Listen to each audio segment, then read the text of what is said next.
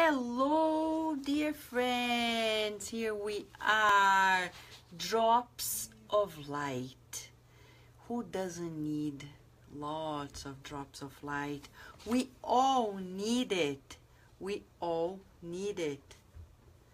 And what is interesting about it all is that this book in Portuguese, Gotas de Luz, came about in Portuguese in 1953, and right now it's being translated as we speak to the English language. And we are giving the opportunity to all of us to meditate on Spiritist poetry. In the book Assembleia de Luz, several spirits, the preface is by Emmanuel. Emmanuel tells us that in the beyond, poets that also are connected to the Spiritist thought, they connect, they get together, and when they are reciting the poems, different colors radiate in the atmosphere according to the contents. And you may be asking, why? Leon Denis is going to tell us in the book Spiritism in the Art that poetry is a form of music. And he's going to tell us that music is movement. And it's under the laws of harmony, under the laws of rhythm. And as such, it can change the way we feel about ourselves and others. It can change the way we think about life, creating new habits. So we are talking about something that goes beyond statics. It's about the depth of our vibration. You and I are vibrational beings by essence. We vibrate energetically. We as a spirits, Kardec asked, what is the definition of spirit? And they answered, spirit is like a flame, because we lack better words. So visualize yourself as this flame of love. You vibrate, you radiate. And the more we progress, we become more radiant. So when we get in touch with Spiritist poetry, we're talking about drops of light that can certainly trigger in us these vibrational states, making us ever more radiant. Recently, we studied the book I Came Back by Brother Jacob, and he taught us about how we vibrate according to our feelings, according to our thoughts. So we need to raise our vibrations every day. Thought and feeling, words and action. Our intentions, how can we do it? Tonight, The Drops of Light by Casimiro Cunha through Xavier tells us where it all begins, at home. The poem we're going to study today is in the book Gotas de Luz, Drops of Light, by the spirit author Casimiro Cunha, and it's chapter 7, Gospel at Home. We can only change things if we begin in our homes, in the heart, in our physical home, and then we can expand elsewhere. Shall we, my friends? Yes. And if you want to join us, join us. You know why I say us? Because there are good spirits with you, with me, and the incarnated good spirits. Who is here today? Guess who? If you guess right, I'm going to send you a book, a Spiritist book. Okay? That's the challenge. I'm going to give you a minute to type in who do you think is here. Based on previous programs, you should already know who should be here. So I'll give you a minute telling you a little bit about who Casimiro Cunha is. Casimiro Cunha was born in 1880. You know he's friends with Humberto de Campos and Emmanuel, many others. He discarnated in 1914. He was quite young, but he was blind since age 14, 16. 14, one of the eyes, then blind of the second eye at 16. Got married 29, a writer, discarnated 34. And you think he stopped? People are like, oh, death, why? Oh, please, leave them alone. They are freer, and they are freer than us. Thank God. Let them be. And if they're already aligned, they will be ever more aligned. Because Casimiro Cunha was already a spiritist, a practicing spiritist, who founded the Bezerra de Menezes Spiritist Center in the city of Vassouras, Rio de Janeiro. So when he discarnated, he met Chico Xavier, the medium, in the city of Pedro Leopoldo, and together with a group of missionary minds brought to us this poetry that is changing our lives as we speak. Okay? So here we have several people saying, Lea Severo, Carol, Lourenço, Fred. Nobody got a book. Lea Severo went back home. Yes, in Florida. But who is here? Ta-da! Hello, everyone. Hi, everybody. It's great to be here with you. Danny and Erica. Hi. Erica is my cousin. Erica. And Danny became a cousin. Right? Yes. The Anseloni family. Yeah, we're right here. Right? Right. Hi, Mom. Hi, Mom. I'm here. Bye-bye, Brazil. I just came back. Yeah. Here we are, friends. And you know, they are Kardec Radio's team. Yes, they are part of it. They helped in the symposium. You remember the interviews that they did with several people? And Danny has been helping on the behind the scenes, and now that Erica is back from her scientific mission, she is also expanding her expertise with beautiful works for you, for me, for everybody at Kardec Radio as well. And you can participate. I know some of you are writing to us saying you want to volunteer. We need volunteers. There are so many projects. I just ask for your patience because as a mom as well, the hands are full, like Virginia and the Universal family. So, but I will reply to your emails and we will keep growing as a team. Universal team working together. Right, Andrea? You are driving and listening to Kardec Radio. That can't be better than that, right? Tanya Stewart is here with us. What a joy. Tanya Stewart with Greg Stewart. We owe a great deal to Greg for his beautiful voiceovers, like the virtual passes, the poem of gratitude, the CDs by Divaldo Franco, Raul Teixeira, enlightening messages by several authors through Chico Xavier. Thank you, Greg. Our big, huge love to you and to you, adorable Tanya, who became the pillar in his life. Andrea Torres here. Cissa, beautiful Cissa is here. Adilson. Dum dum, dum dum. Our friend of the heart, beautiful Karina. Karina, I'm counting the days so we can be there in the celebration of the 100th anniversary of one Spiritist center in Brazil named Luz e Caridade in the countryside of São Paulo. God willing, we'll be there this October, November. And we'll tell you more about the celebration, much more, so you can bring the donations of the books so they can build a beautiful library. Some people are asking, but why do they need books? You know how much books, Spiritist books, cost in Brazil? A whole lot. You think everybody can buy books? No. In that city, there is no Spiritist bookstore.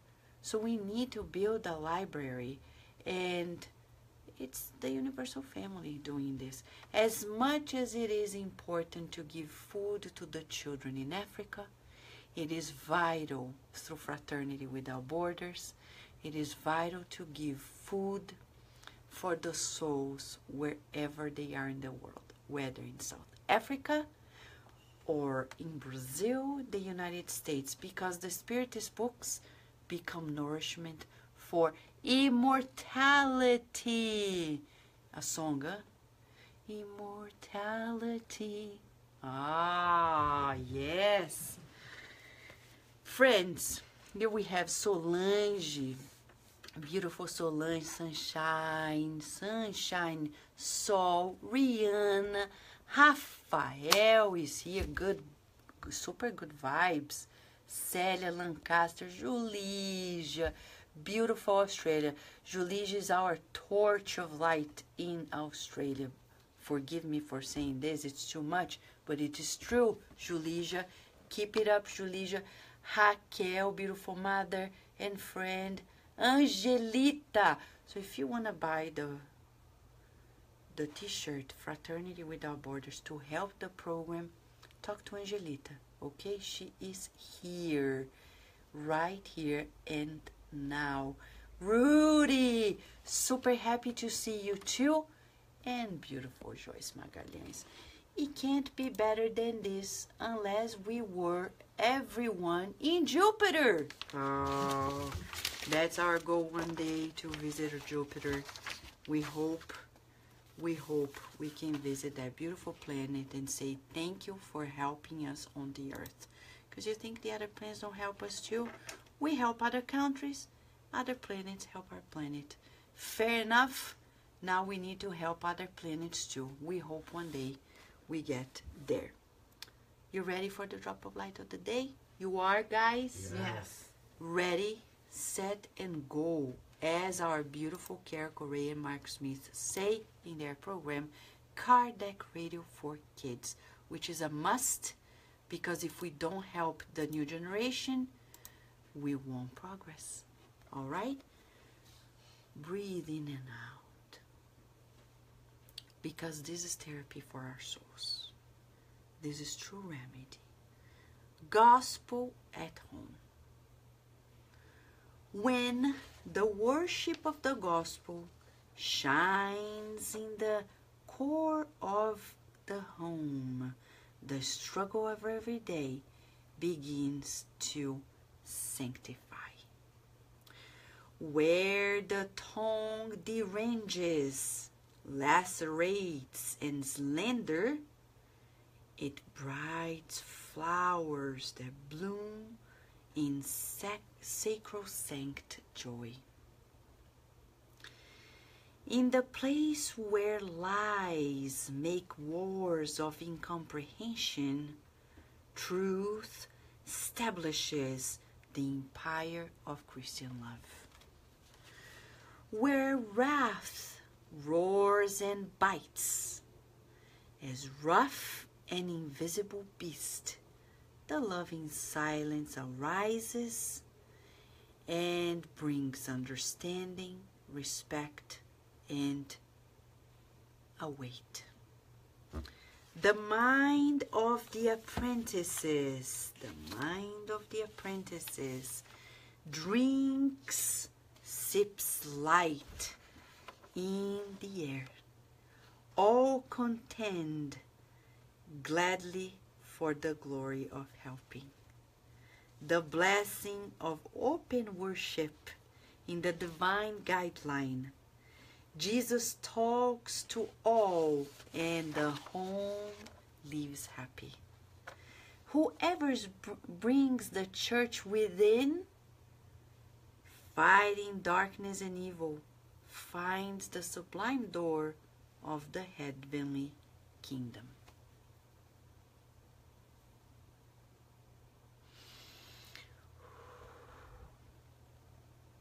It seems simple. It seems very straightforward, but it's not trivial. The wisdom in few words is like a concentrated juice, a good one without sugar.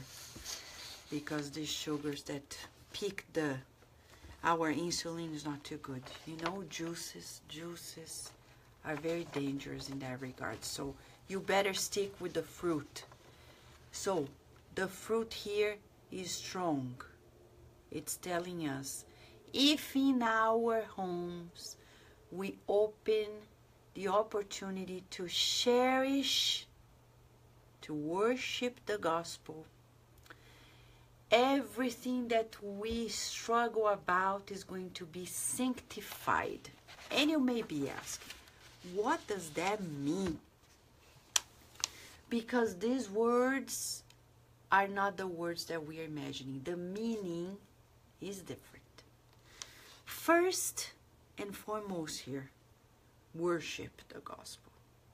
You may be thinking, now do I need to create a temple? Like, you know, in some homes, they truly have like a corner that is like a little temple. Is there a problem in that? Of course not.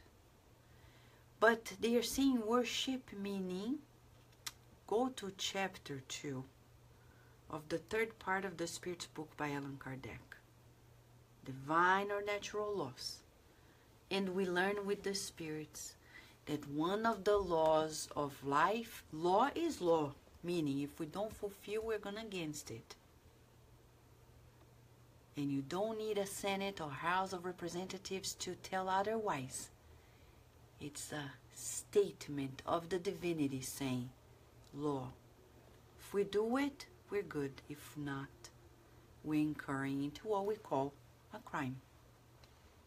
That's what it is. Law of worship is number 1. We are supposed to worship God. But people think worshiping God is about saying, I believe in God, I love God. But in my everyday life, everything is above God. Even myself. I'll give you an example. Let's say you are an educator. And the child that you're educating in a school, for example, is not behaving.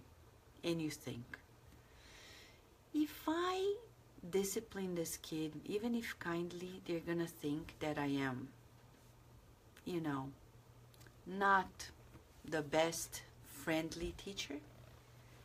So I'm not going to say anything. Just let it be. Let me be the cool teacher. Okay? And when they behave this way, they're not thinking about God first. They're thinking about their ego first. It's their personality. I don't want to lose the cool. I don't want to be the uncool teacher, the uncool educator. And then the child goes by in liberal permission, and then they grow up with little self-control, little discipline, and like a wild horse, it's not gonna go anywhere. Wild horses are beautiful, but you cannot make them useful to the duties of a society. Beautiful without a purpose. So we need education. We need limits. We need self-control. And an educator, whether a parent or a non-parent, needs to think of God first and say, you know, I'm going to help this child fulfill their role on this universe with God. How? By saying, no, let's stop here. We can't do this. So how about you? How many decisions do you take in your life where God is second and your ego goes first? I don't want to be the uncool spiritist president of a spiritist center. I want to allow people to do what they need in the spiritist center, or in my home, or at work. I don't want to be the boss that reprimands. I'm going to hire somebody that fires people because I don't want to be the uncool. They are going to put order on it because my ego is more important. This is when we don't worship God. Do you worship God? Do you? How do you worship God? So that's the homework number 1. We're going to meditate in the next 24 hours. How am I worshiping God? Read that chapter in the Spirit's book and find your feeling connection with God. Shall we, my friends? So he's saying, I just did the gospel at home today. It's a blessing. And then if you can find a place for Jesus in your thoughts and action, follow his directions, you have become a slave to him by choice. Of the heart, exactly so. And he's saying here, the struggle of every day begins to sanctify. And you may be asking, what is to sanctify? It's to purify. Now I'm going to give you the definition of the word purification. If you go to the root of the word purification, which is all of our directions and destiny, purification means selflessness. Can you believe it? To purify ourselves is to put out the core of our priority onto the collective and not on the individual, the personal, the me, my, mine. We are raised by our parents most often than not saying, what do you want, my child? I want this. What do you want, my child? I want this. What do you want, my child? And then they are raised thinking in an illusion that life's gonna give them everything that they want. And nowadays people talk so bad about the millennial spirits, the millennial generation. And we just wonder who created them, because they didn't create themselves. The very parents who created the millennial generation are blaming them for their characteristics. We wonder who created those people. We did, because we raised them to think only about themselves, to do whatever they like without limits, because you can't block their creativity. You don't block creativity when you teach your child to be good in self-control. They're hungry. Wait. We don't have food now. Self-control. Oh, you're thirsty. Well, there's no water now. We have to wait till our next stop. Oh, I'm tired. Breathe in and out, and you recharge yourself with oxygen. But we need to do it ourselves as well, right? Here we have Elder, beautiful Elder, our dear Care Bear. Allow me to say this, Elder. You are our Care Bear, okay? You're adorable, you're loving, hugging Care Bear in our Spiritist movement. What can I say? Michelle is here. Ana Mercia is here. Thank you, Ana Mercia, beautiful singer. I just saying Matthew is here. Matthew, how are you? Ivana, mamma mia, Ivana. How are you, Ivana? Love the group. Deborah, beautiful Deborah. You guys are doing a great job. Now, the consequences of doing this beautiful meeting that Saul mentioned to us. But it's not only about the meeting. It's about thinking, this is Jesus' home. Temporarily, our homes are under our administration. But forget about the roof of the house. Open it up. You feel that Jesus is, there's only one roof, the love of Jesus for our planet, for us. Being the divine representative. Your home is the home of everyone. What you think and do in your home is vibrating to the neighbors, is vibrating in your city, is vibrating in your state, in your country, in your planet, in the universe. So we're thinking right here now, since we began talking about our vibrations, and our goal is to sanctify, purify ourselves. The question for us is, what are you doing with your vibrations, my friends? This is homework number B. 2 homeworks. How are you contributing with your vibrations? Are you adding? Because if everywhere you go you just want to take advantage for yourself, that's called selfishness. What is in here for me? Oh, there is no use. I'm not going to talk to this person. I'm not going to do this. And then we go from selfishness to selfishness to selfish. What are you going to attract? Selfish people who are going to use you the same way you've been using others. You want selfless people around? Be selfless. Oh, but people, no, somebody must begin. And he must begin with me. Right? That's how the song goes by. Exactly. Liz Delia, how are you? So here we have, in the house where the gospel, the teachings of the good news are showering upon us, people want to talk bad. And they bring joy, flowers of joy. Where there is lie, bringing wars, truth comes, and there is an empire of Christian love.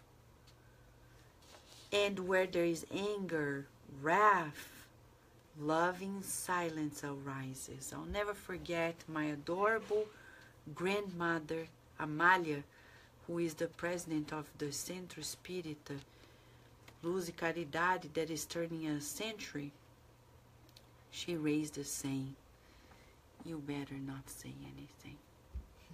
Right, Erika? Right. We learned it. Yeah. Saying like, don't say anything. It's not worth it. Mm-hmm. Right? We were raised that way. Like,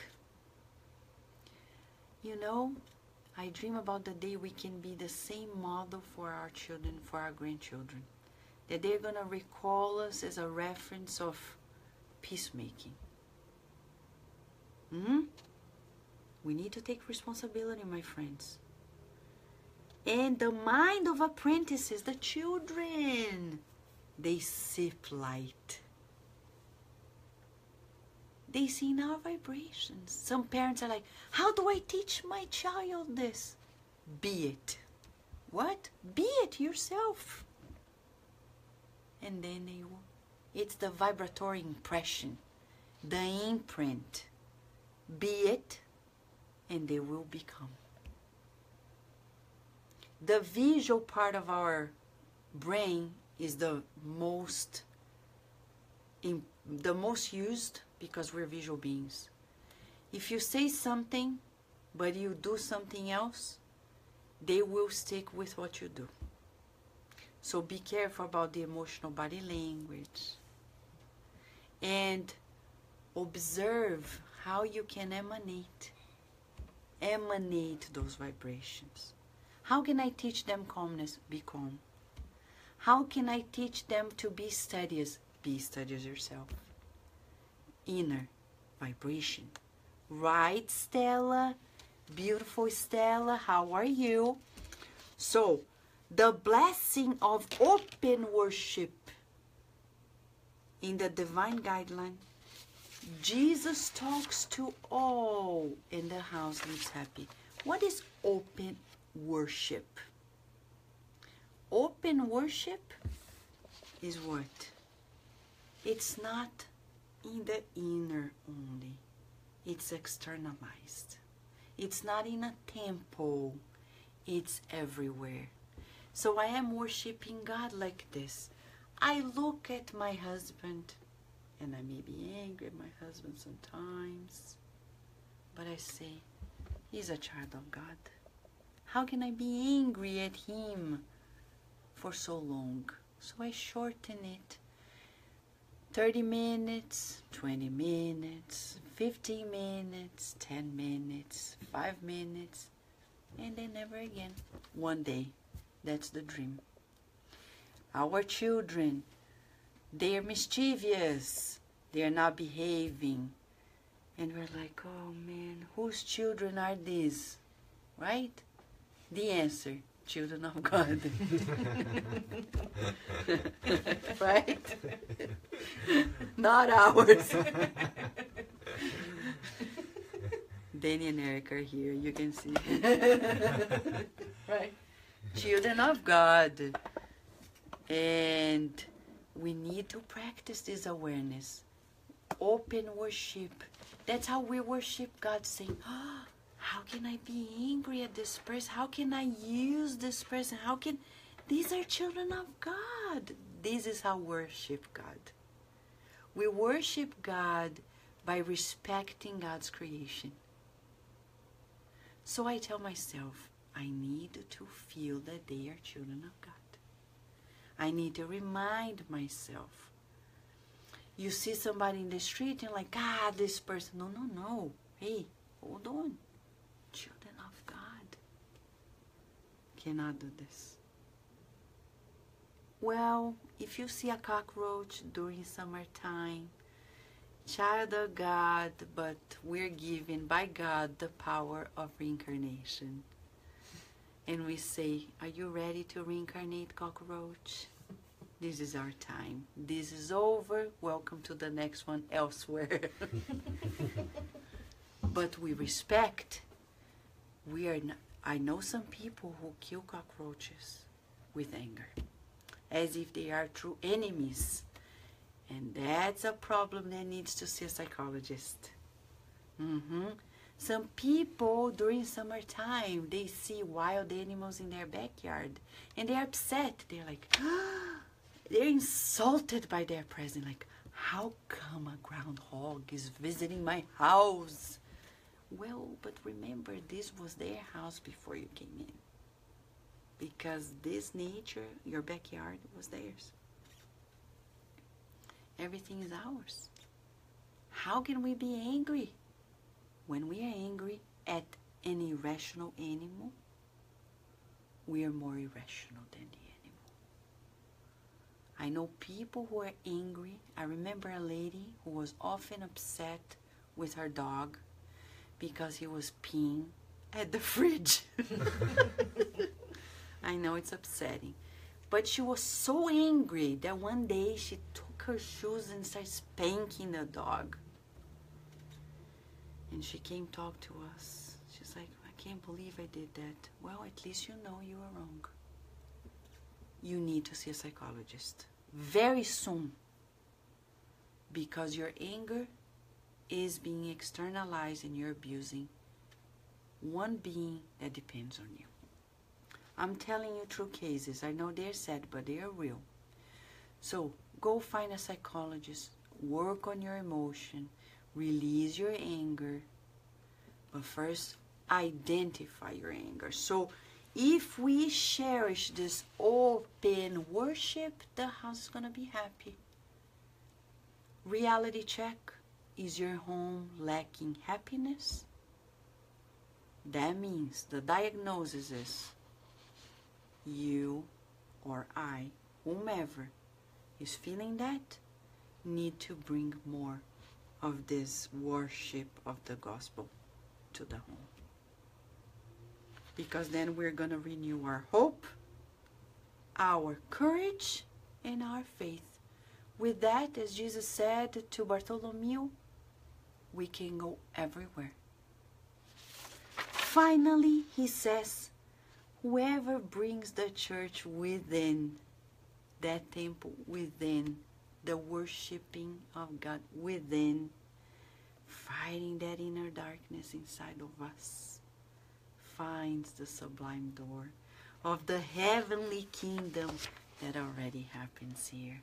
We love Jupiter, we love the earth and the universe, but we can make those moments happen here, right here and now. Tanya Stewart is saying, I just came back inside the RV because a huge skunk was surrounding us. So I said, we are in his habitat, let's respect it. What a beautiful way to wrap up these moments. Friends, let's worship. Thank you, Tanya, for sharing.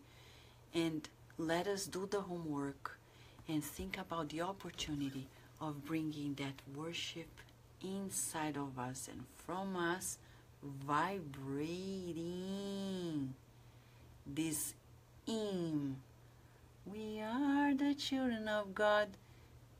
We are the children of God.